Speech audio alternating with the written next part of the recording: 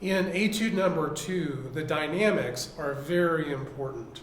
Notice that you start mezzo forte, but at the end of bar 2, you have to come down to piano. So don't start too soft or you'll regret it. You won't be able to make a difference.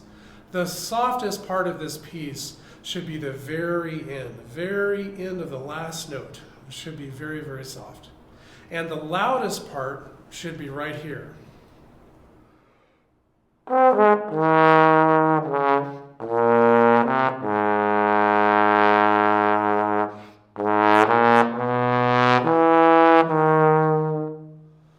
actually a very nice little phrase if you hold the tone all the way through that A flat. It's not supposed to diminuendo there. And for that reason, I'm catching a breath before the low B flat. This isn't my preference, but the way the music is marked, you can't take a breath after the E flat because there's a slur. So I'm saving my breath for after the D flat and before the low B flat. But again, that's a very important breath because otherwise your low A flat is likely to die on you. When you get to the C flat in the last line, please play it in flat 2 on the valve, not regular 2. It'll be sharp if you put it in regular 2. For this reason, your slide has to move between C flat and F flat.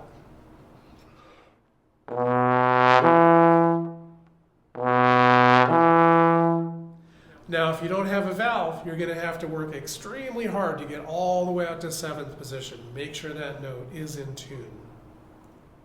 In other parts of this etude, I would probably not use the valve on purpose. And a good example of that is in the 3rd bar when you have the 32nd notes.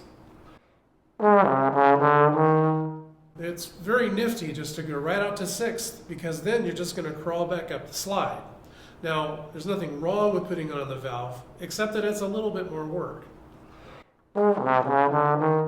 Certainly you can play it that way. I rather like 6 myself.